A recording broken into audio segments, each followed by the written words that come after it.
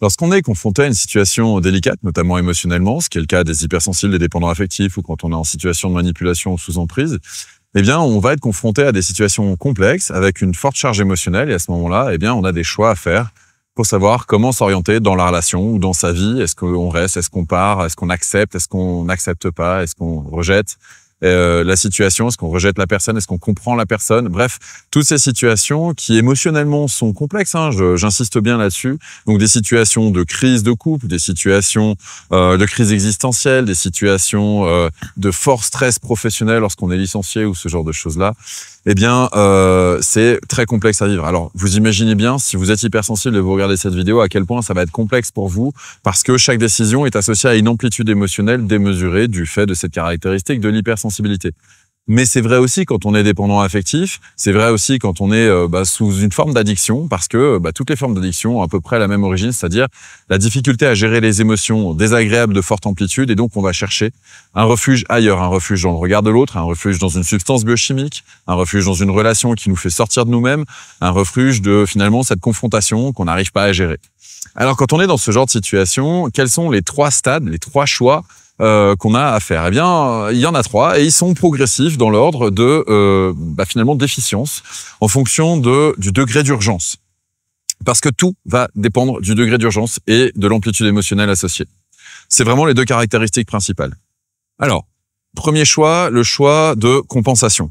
On a vécu un excès dans une certaine situation, on a trop toléré une situation ou au contraire on a trop profité d'une situation. Qu'est-ce qu'on va faire?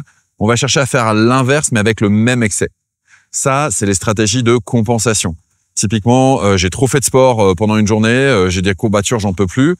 Au lieu de m'être arrêté avant d'être arrivé au stade d'épuisement, j'ai continué mon sport jusqu'au stade d'épuisement. Le lendemain ou le surlendemain, où je vais récupérer pendant une semaine, c'est-à-dire que je vais être complètement inactif. Et au lieu d'entretenir le mouvement, on va passer d'un mouvement excessif à un arrêt de mouvement excessif.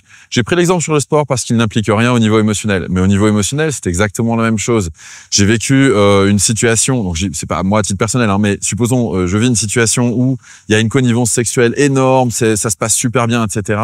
Mais derrière, dans la relation, parce qu'il y a eu trop de fusion dans le moment sexuel, il va y avoir une explosion d'ego dans les rapports humains qui s'en suivent pour retrouver finalement une façon d'exister. Donc on voit bien que cette dynamique de compensation d'un excès par un autre excès, elle existe dans plein de domaines différents.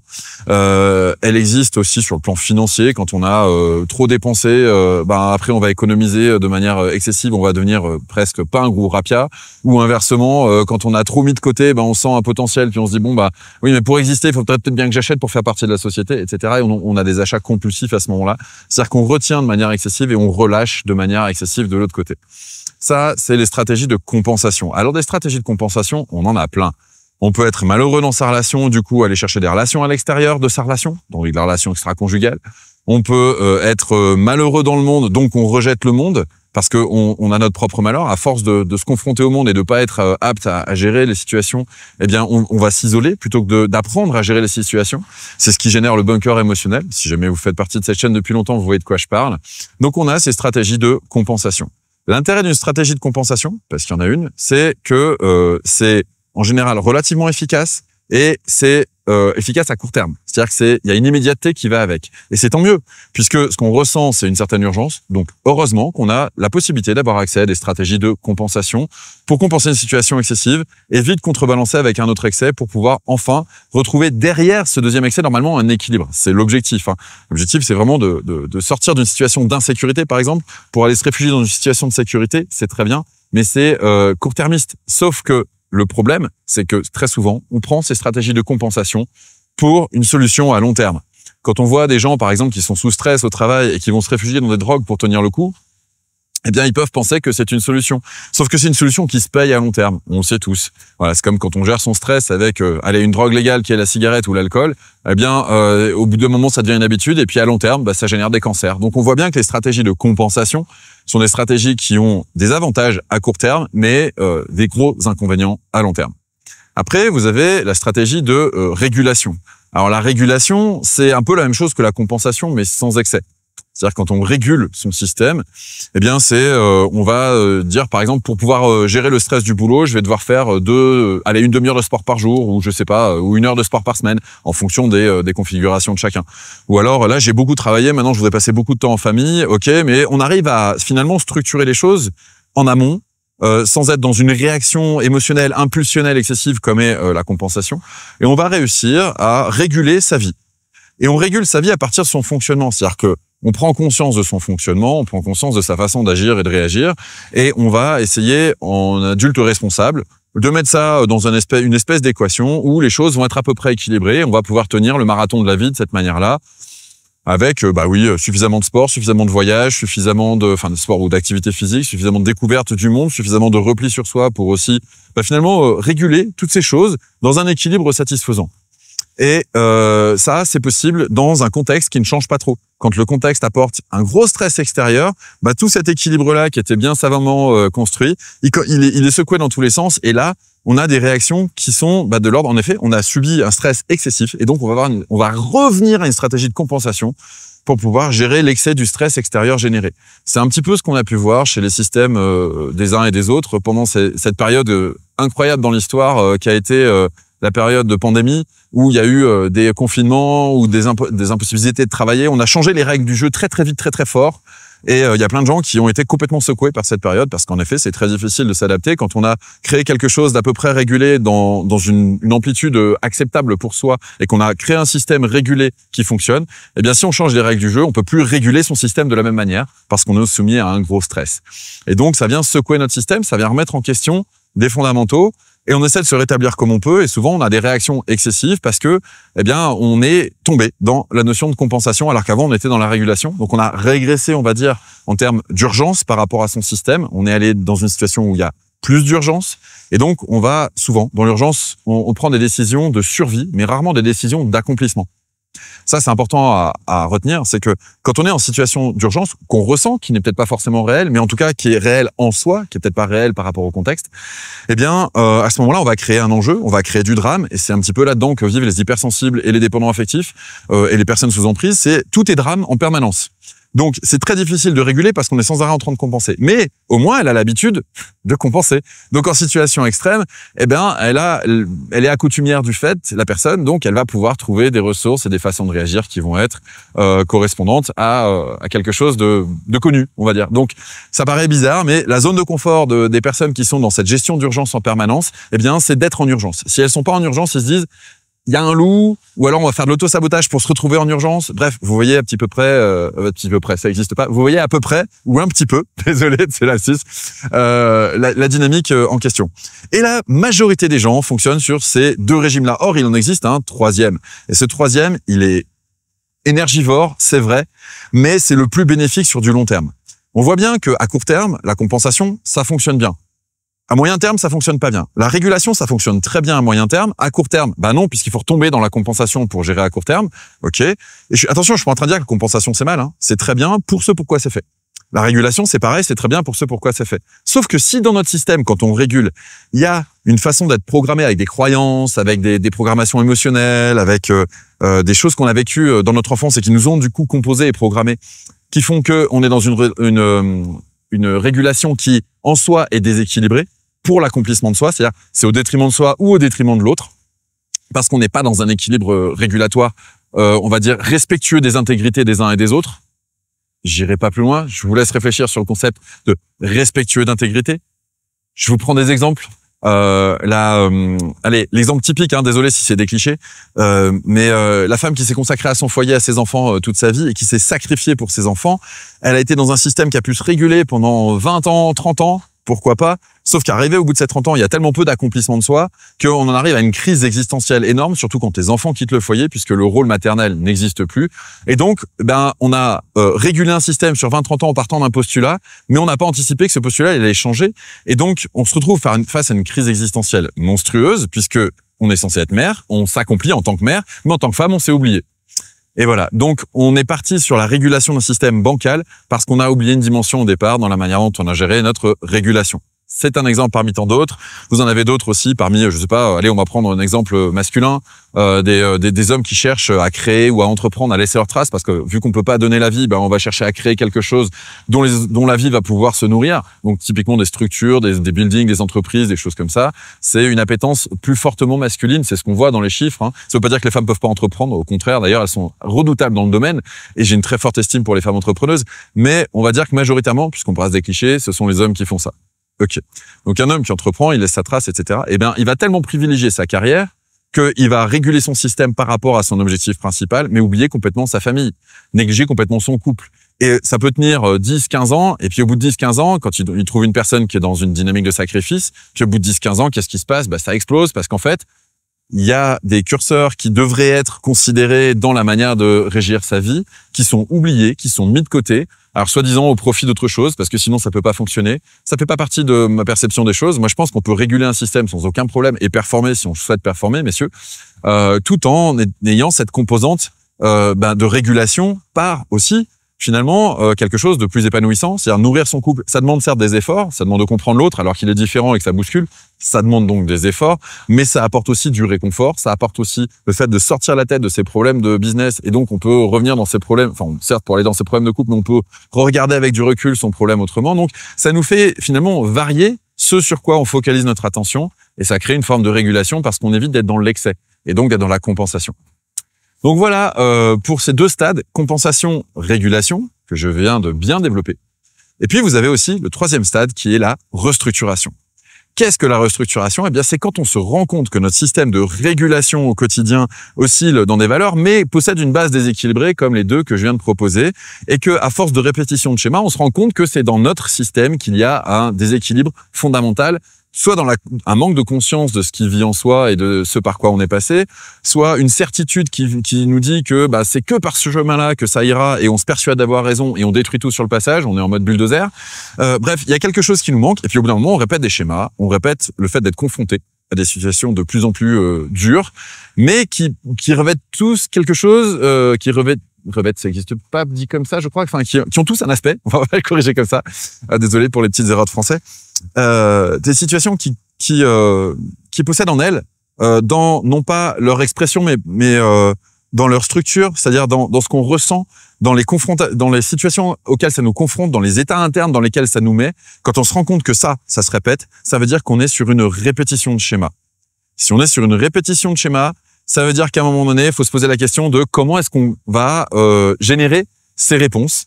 Pourquoi est-ce qu'on est en train de répéter ces mêmes schémas? Il y a des bénéfices secondaires inconscients en soi, et c'est là où la systémie prend toute sa place. C'est pour restructurer son système.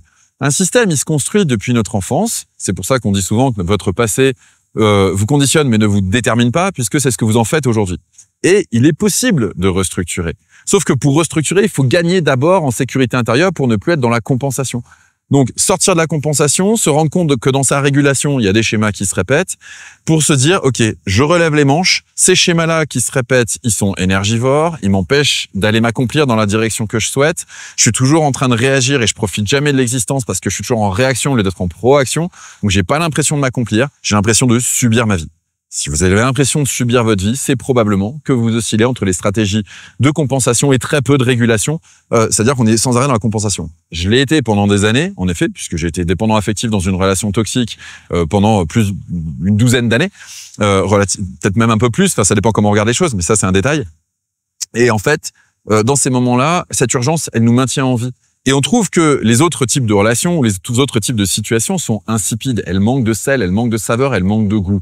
Et on s'ennuie. Et on a l'impression que ça vient du monde extérieur qui nous stimule pas assez, ou de notre partenaire, bref, et on a besoin de faire changer quelque chose. En réalité, sortir du drame, c'est changer quelque chose, mais c'est ce qui coûte le plus, puisque par défaut, on va vers ce qui est intense et ce qui génère du drame. Personnellement, j'ai fait des sports extrêmes où j'allais me confronter à la mort régulièrement, avec des enjeux vitaux à chaque fois que je prenais une décision, et ça me stimulait énormément.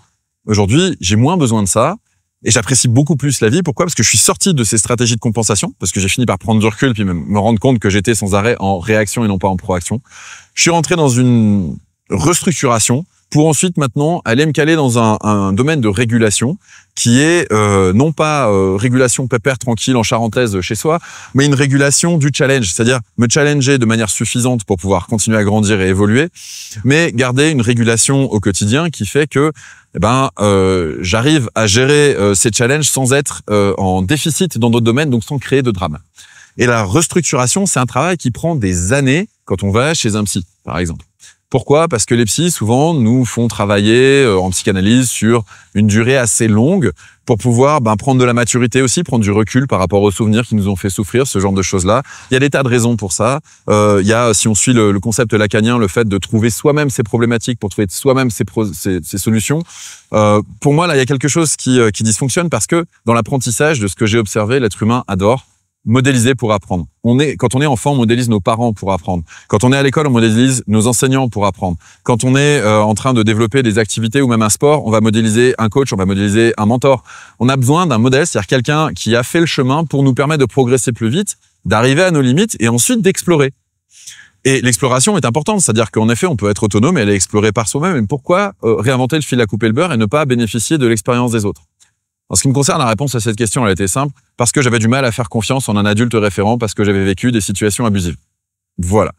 Mais une fois qu'on a conscience, qu'on a cette croyance-là ou cette programmation-là en soi, c'est-à-dire cette méfiance par défaut, on peut très bien commencer à travailler dans le détail de cette méfiance et le dire je fais pas confiance à une personne qui va me montrer le chemin, c'est je vais lui faire confiance pour me montrer quel chemin.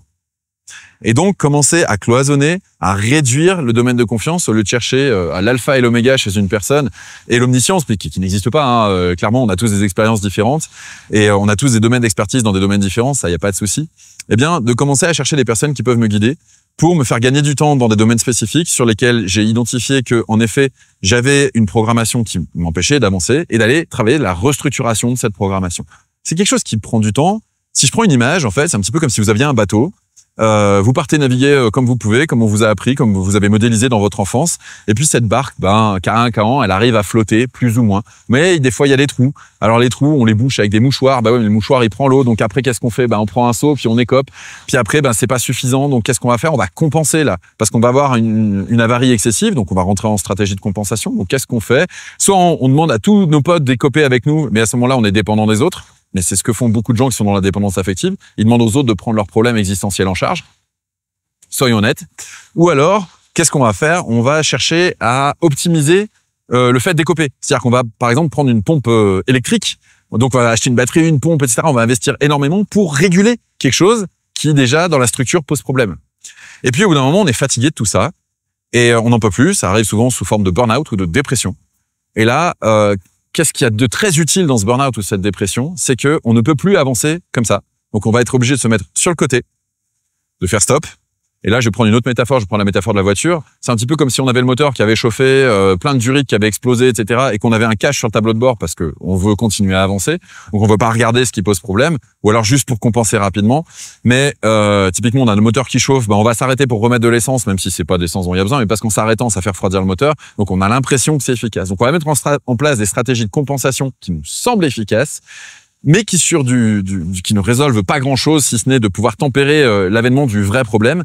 Mais au bout d'un moment, le vrai problème arrive. Voilà, la même logique que le cancer quand on fume ou ce genre de choses. Bref. Donc, ou la compensation par la suralimentation ou la sous-alimentation, on arrive à de l'anorexie ou du surpoids et on arrive finalement à un moment donné aux limites de notre système. La question c'est, est-ce qu'on peut réagir avant d'être aux limites de son système? Oui, si on développe son degré de conscience. Non, si on ne le développe pas et on est obligé de se taper la limite. Quand on se tape la limite, ce qui est intéressant, c'est de prendre du recul et de considérer dans mon système, qu'est-ce qui a fait que j'ai rencontré cette limite? Or, la plupart des gens qui sont pas dans la systémique, qui sont dans l'étatique, c'est-à-dire juger, déterminer que c'est lui le méchant, c'est moi le gentil, moi je suis dans le camp des biens, et lui c'est le camp du mal, etc. Donc de cloisonner les choses pour se rassurer finalement, pour chercher à avoir raison. Quand on est dans cette dynamique-là, plutôt que de chercher à évoluer et chercher à avoir raison, eh bien, on va difficilement se rendre compte quand on arrive à la limite que ça peut venir de son système et on va incriminer l'autre. Ce qui est intéressant quand on arrive à cette limite-là et qu'on arrive à prendre conscience que c'est notre système qui fait ça, eh bien, c'est qu'on va pouvoir le restructurer. Donc, si je reprends maintenant l'image de la voiture, ça veut dire qu'on l'arrête, on attend que le moteur diminue en température, on ouvre le capot pour pas se brûler et on commence à observer, on fait appel à quelqu'un d'expert pour venir regarder avec nous parce qu'on n'y connaît rien en moteur. nous, on sait bien piloter la voiture, mais on sait pas réparer le moteur. Donc c'est pour ça que demander de l'aide à des coachs ou à des gens qui vont nous accompagner. Après, il y a est-ce qu'on peut faire confiance à cette personne-là, qui est une vraie problématique, qui a été une vraie problématique pour moi. Et puis, une fois qu'on fait ça, eh bien, on fait appel à un expert, on fait les travaux qu'il faut, on fait ce qu'il faut, on prend le temps qu'il faut pour bien les faire, pour pouvoir repartir après et avoir un système qui fonctionne de façon à être régulier, de manière acceptable, sans trop de dysfonctionnements. Et les dysfonctionnements, si on s'en aperçoit, on s'en apercevra au fur et à mesure sur du long terme, et on pourra, puisqu'on l'a déjà fait une fois, eh bien, en prendre conscience avant de taper la limite et commencer à modifier la structure de son système par rapport au contexte dans lequel on se trouve. En effet, certains vont vouloir avoir un moteur surpuissant pour aller très très vite parce qu'ils sont sur des circuits, et puis d'autres vont vouloir avoir un moteur qui a un gros couple pour pouvoir, je sais pas, faire du 4x4 et aller dans la nature et vivre une autre aventure. Donc ça va être chacun en fonction du chemin qu'il a envie de vivre. Comment est-ce que je vais restructurer? Et ça, on peut pas demander à quelqu'un de nous appliquer quelque chose de générique sur notre structuration. Faut que ce soit adapté. Faut que ce soit adapté à soi, sa problématique et puis son désir d'accomplissement. Cette restructuration, elle prend du temps. Je vais pas vous mentir, hein, ça prend du temps. Si vous vous intéressez un petit peu à ce travail de systémie, vous saurez peut-être que nous, on arrive à accompagner les gens à entamer les bons virages pour se poser les bonnes questions. C'est-à-dire, c'est pas un accomplissement de la restructuration, mais c'est l'expert qui vient, qui regarde dans le moteur, qui vous dit alors là, tu peux faire ci, là, tu peux faire ça, etc. Ce genre de choses-là. Nous, on arrive à faire ça avec l'équipe en 3 mois à peu près pour des gens qui sont toujours dans la régulation. Mais après, ça convient pas à tout le monde. Il y a certaines personnes qui ont besoin de plus de temps. Je sais qu'il y a des personnes qui ont suivi ma chaîne depuis 3, 4, 5 ans avant de commencer à engager un travail ensemble. Et puis, ce travail ensemble, en fait, il est incroyablement épanouissant parce qu'elles étaient prêtes. Donc, il y a une question de momentum. Il y a une question de est-ce que je suis prêt, est-ce que je suis pas prêt, est-ce que ça me correspond, est-ce que ça me correspond pas. Et je vous dis sincèrement, si vous suivez ma chaîne, si vous suivez ma page Facebook, si vous suivez tout ce que je propose sur les réseaux sociaux et que vous êtes dans des stratégies où vous cherchez à avoir raison, où vous cherchez des stratégies de compensation ou des stratégies de régulation et prouver au monde que vos stratégies sont les bonnes, j'ai envie de dire, elles sont bonnes pour vous, oui, mais si vous prenez un peu de recul et que vous regardez dans quelle phase vous êtes, est-ce que vous êtes dans la compensation, la régulation ou la restructuration, vous verrez bien que la restructuration, en fait, ne peut pas être basé sur des certitudes, sur le fait d'avoir raison. Ça ne peut être basé que sur la remise en question de soi. Donc, si vous cherchez à avoir raison, passez votre chemin. C'est pas la bonne chaîne, c'est pas le bon endroit. Si vous cherchez à évoluer, à comprendre votre système et à grandir, eh bien, je vous en prie, je vous invite surtout, si vous êtes hypersensible, allez, je vais m'adresser aux hypersensibles pour finir cette vidéo. Si vous êtes hypersensible et que vous voulez enfin sortir de ces amplitudes phénoménales dans lesquelles vous vous trouvez, de votre rejet du monde parce que vous avez l'impression que le monde vous rejette, donc c'est œil pour œil, dent pour dent, que ce soit au niveau de votre famille, au niveau de vos amis, vous avez l'impression que vous n'avez pas votre place dans le monde parce que vous captez le monde avec trop d'amplitude, puis vous avez l'impression que les gens, ils sont surfaciques, ils sont insipides, ils sont insupportables, ils sont matérialistes, ils cherchent le profit, etc. Si vous en avez marre d'être dans ces considérations de décalage entre ce que vous vivez en vous et ce que vous observez autour de vous, eh bien là, il y a un travail de restructuration à faire.